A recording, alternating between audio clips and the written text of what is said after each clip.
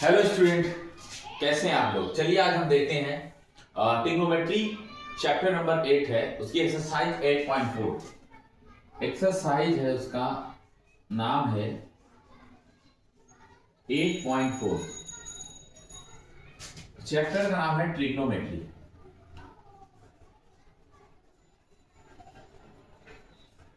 Trigonometry हमें इसमें देखना क्या है, पहले तो फार्मूले देखने होंगे। बिना फार्मूले का ये सॉल्व होगा ही नहीं। तो मैथमेटिक्स एनसीईआरटी क्लास 10 चलिए देखते हैं।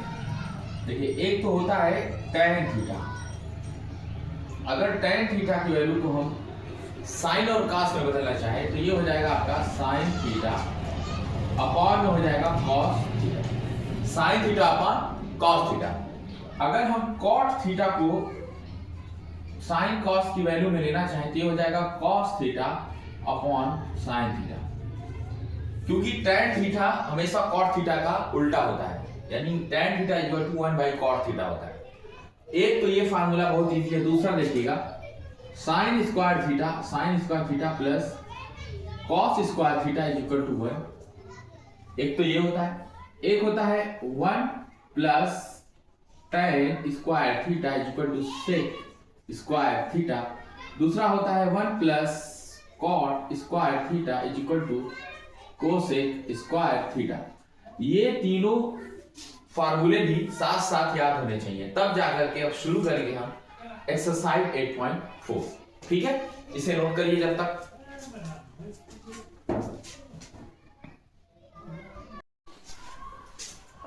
हेलो स्टूडेंट, देखते हैं हम एक्सरसाइज 8.4 मैथमेटिक्स एनसीईआरटी क्लास 10। ठीक है, 8.4 है जिसका नाम है ट्रिग्नोमेट्री। इसमें जो क्वेश्चन नंबर फर्स्ट है, express the trigonometric ratio sin a sec a and tan a in the term of cot a।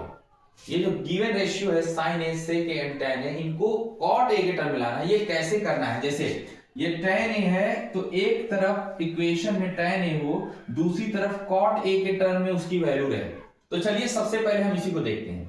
लेकिन इन सब चीज को देखने से पहले ये जो फार्मूले दिए हैं, लिखे गए हैं, इनको जरूरी से आपको जानना चाहिए। बिना इनके एक भी फार्मूले के बिना एक भी क्वेश्चन सॉल्व नहीं होगा। ट्रिग्नोमेट्री का तो सारा का सारा क्वेश्चन जो है सिर्फ फार्मूले पर है। tan a को cot a के फॉर्म में लाना है तो क्या आपने देखा होगा कि tan a इक्वल टू होता है sin a अपॉन में cos a, और cot a की वैल्यू होती है cos a upon sin a। यहां से आप लिख सकते हैं sin a upon cos a equal to लिख सकते हैं 1/cot a। 1/cot a क्यों? क्योंकि भाई साहब ये cos a by sin a, ये तब cot a होता है, यानी इसका उल्टा। ठीक है ना। तो आपने यहीं पर देख लिया cot a जो है, हमेशा देखिए cot a जो है cos a upon sin a है, जबकि tan a sin a upon cos a इसका उल्टा है। यानी हम ये कह सकते हैं कि tan a is equal to 1/cot a। तो पहला जो रिलेशन है कैसे मिला है, tan एक तरफ है दूसरी तरफ cot a है, तो इसके टर्म में रेशियो आ गया है। यही बताना था कि tan a को cot a के फॉर्म में हम कैसे बदल सकते हैं। अभी तो ये एक हुआ है, ऐसे ऐसे हमको ये दोनों को ही करना है। तो आपने ये पहला देख लिया। सिर्फ फार्मूले से करना क्या है कि जैसे एक तरफ tan a हो लेकिन दूसरी वैल्यू tan a की cot a के रेस्पेक्ट में आनी चाहिए। तो देखिए ये पहली आ गई। सेकंड हम करके देखते हैं इसी तरीके से। सेकंड वाली मान लीजिए हमने sec a देखा, sec a, तो एक तरफ sec हो लेकिन दूसरी तरफ क्या आना चाहिए, cot a, क्योंकि sec a की वैल्यू cot a, इसके रेशियो की वैल्यू cot a के टर्म में आनी है।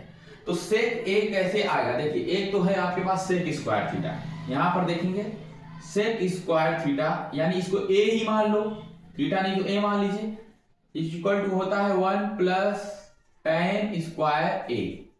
जहां पर sec a की वैल्यू जो हो जाएगी, sec a की वैल्यू, ये हम इसको अंडर रूट में लिख सकते हैं 1 plus tan square a, 1 plus tan square a।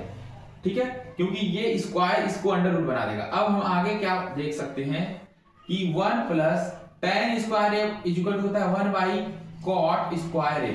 आपने देखा कैसे हो सकता है, क्योंकि tan स्क्वायर ए, क्योंकि tan थीटा इक्वल टू होता है sin theta by cos theta, और हम ये भी जानते हैं tan theta equal to 1 by cot theta, अभी पिछले में ही अभी किया गया है यहाँ पर, तो 1 बाई cot, tan की जगह 1 बाई cot स्क्वायर है। अब हमने देखा कि ये आप इसको सॉल्व भी कर सकते हैं आगे, यहाँ पर क्रॉस मल्टीप्लाई करेंगे तो cot square a plus 1 upon cot square a, और ये है sec a, क्या है sec a। तो आपने देख लिया होगा कि आपने देखा कि sec a एक तरफ आया है sec a, और दूसरी तरफ cot a के टर्म में वैल्यू आ गई है, cot के टर्म में वैल्यू आ गई है।